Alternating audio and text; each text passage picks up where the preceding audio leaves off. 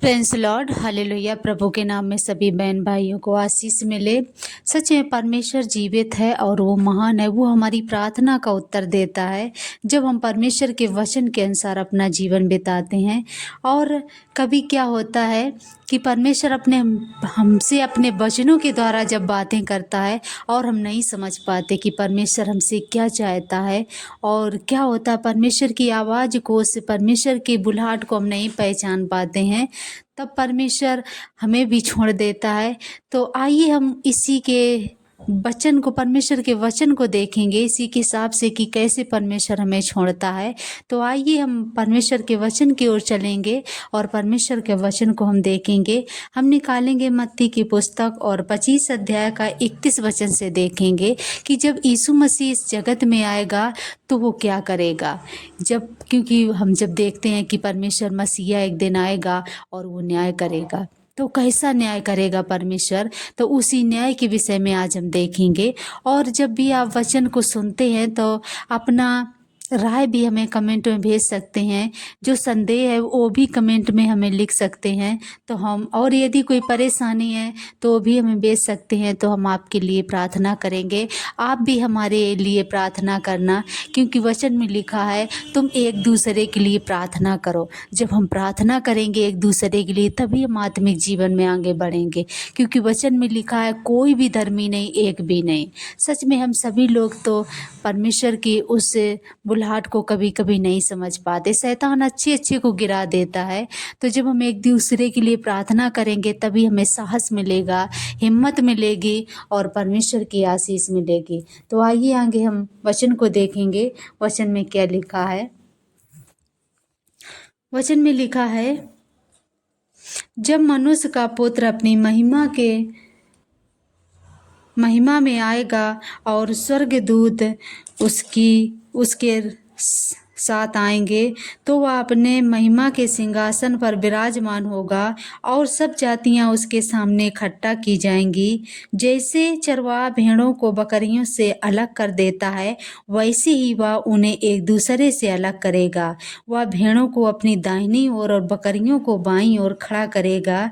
तब राजा अपनी दाहिनी ओर वालों से कहेगा, हे मेरे पिता के धन्य लोगों, आओ उस राज्य के अधिकारी हो जाओ जो जगत के आदि से तुम्हारे लिए तैयार किया गया है। क्योंकि मैं भूखा था और तुमने मुझे खाने को दिया, मैं प्यासा था और तुमने मुझे पानी पिलाया, मैं परदेसी था और तुमने मुझे अपने घर में ठहराया, मैं नंगा था और तुमने मुझे कपड़े पहनाए, मैं बीमार था और तुमने मेरी सुधि ली, मैं बंदी गृह में था और तुम मुझसे मिलने आए।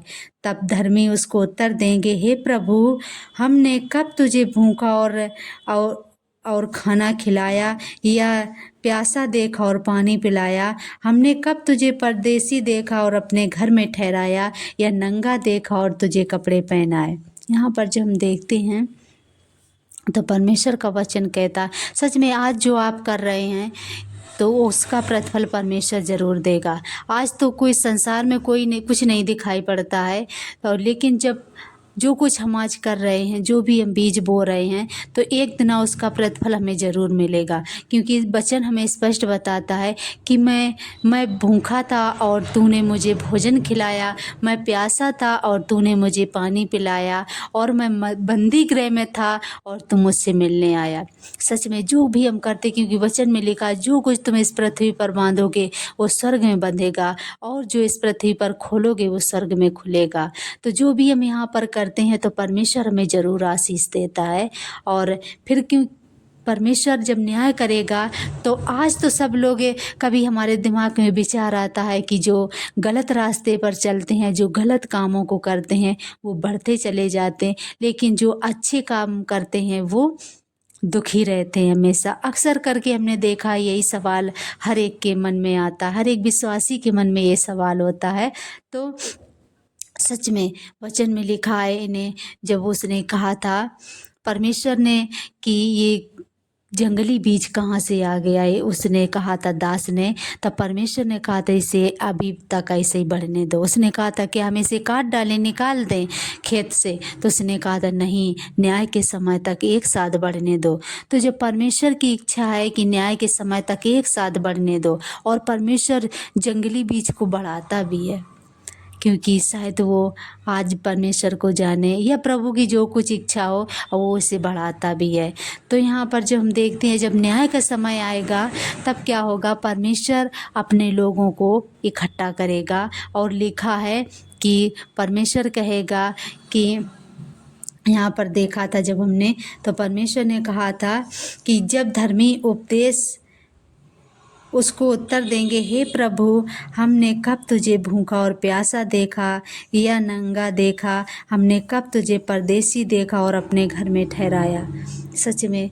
लेकिन तब 40 में लिखा है, तब राजा उन्हें उत्तर देगा, मैं तुमसे सच कहता हूँ कि तुमने जो मेरे इन छोटे से छोटे भाइयों में से किसी एक के साथ किया वह मेरे ही साथ किया। यदि कोई भी परमेश्वर का दास है, छोटे से छोटे को परमेश्वर ने क्यों कहा, क्योंकि क्या था, पहले व्यवस्थाएं इतनी कठिन थी कि जो छोटे थे, छोटे परमेश्वर के दास होते थे, उन्हें बहुत सारी यातना सहनी पड़ती थी। आज भी ऐसे ही है, जो परमेश्वर के छोटे दास हैं, लोग हैं, उनको बहुत यातनाएं सहनी पड़ती हैं। लेकिन परमेश्वर यहाँ पर कहता है जो छोटे में से छोटे किसी के साथ कुछ करता है, उपकार करता है, तो वो हमारे साथ करता है।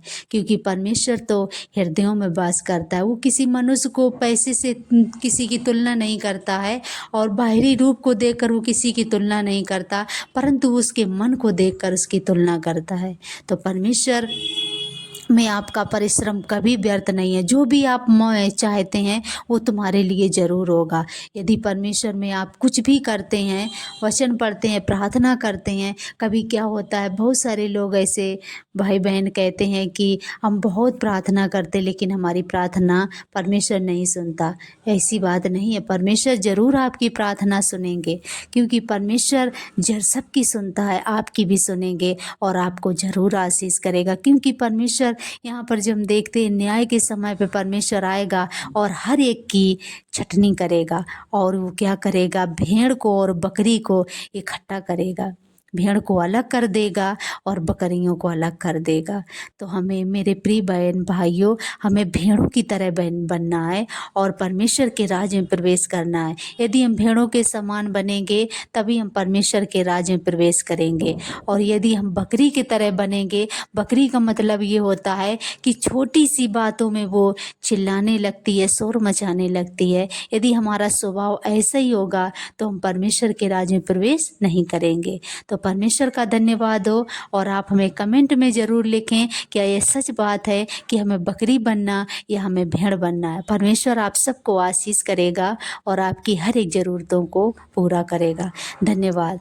आइए हम परमेश्वर के सम्मुख चलेंगे। यदि किसी के जीवन में कोई भी समस्या है तो परमेश्वर के सम्मुख चलेंगे और प्रभु से मांगेंगे। परमेश्वर आज आपको 100% देने के लिए तैयार बैठा है, लेकिन जब हम मन से मांगेंगे तभी हमें मिलेगा। तो आइए हमारे साथ परमेश्वर के पास चलेंगे और प्रभु से मांगेंगे। सर्वशक्तिमान हमारे महान सृष्टिकर्ता परमेश्वर, एक बार फिर से हम आपके पास आते प्रभु, क्योंकि आप राजाओं का राजा है, प्रभुओं का प्रभु है।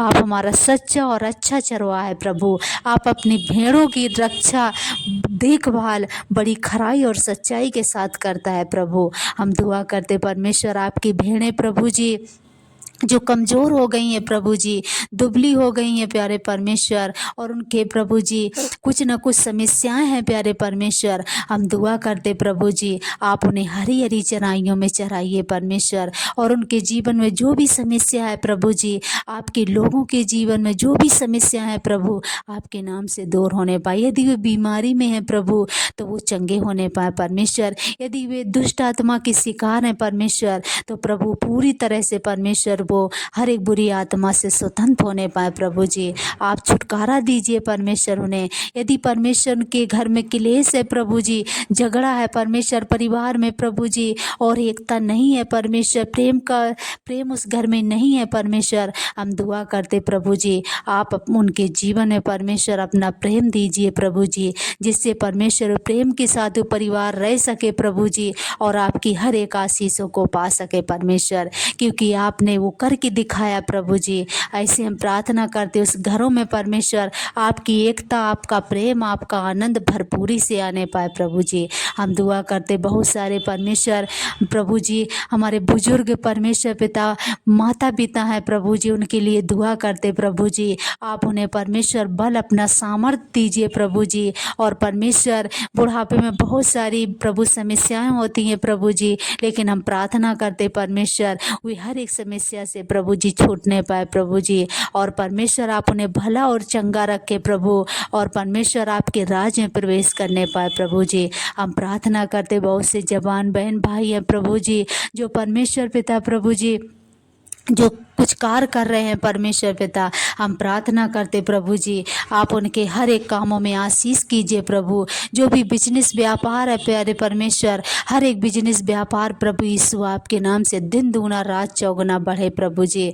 आप आशीष कर अनुग्रह कीजिए, दया कीजिए प्यारे परमेश्वर, क्योंकि प्रभु आप आशीषों का स्रोत है परमेश्वर। आपने वचन में आपने कहा है मांगो तो मिलेगा, ढूंढो तो पाओ, खटखटाओ तो तुम्हारे लिए खोला जाएगा। हम परमेश्वर इसी वचन के साथ उन बहन भाइयों के लिए मांगते हैं प्रभु, आप परमेश्वर उन्हें भरपूरी की आशीष दीजिए प्यारे परमेश्वर। उनके खत्ते भरे पूरे रहें प्रभु, और रस कुंडों से हमेशा नया दाख रस उमड़ते रहे प्रभु। आप मदद कर सहायता करें प्यारे परमेश्वर, क्योंकि आप सहायता करने वाला परमेश्वर है प्रभु जी, क्योंकि आपके निकट आनंद की भरपूरी है स्वामी। हम प्रार्थना करते परमेश्वर पिता जो बच्चे हैं प्यारे प्रभु जी, जो पढ़ाई करते हैं प्रभु, आप उन्हें अच्छा ज्ञान बुद्धि विवेक दीजिए प्यारे परमेश्वर, जिससे पढ़ लिख कर भविष्य में आगे बढ़ें परमेश्वर, और अपने मम्मी पापा का नाम को ऊंचा करें प्रभु। आप मदद कर सहायता कर प्यारे परमेश्वर, क्योंकि प्रभु ज्ञान बुद्धि समझ आपकी ओर से मिलती है प्रभु।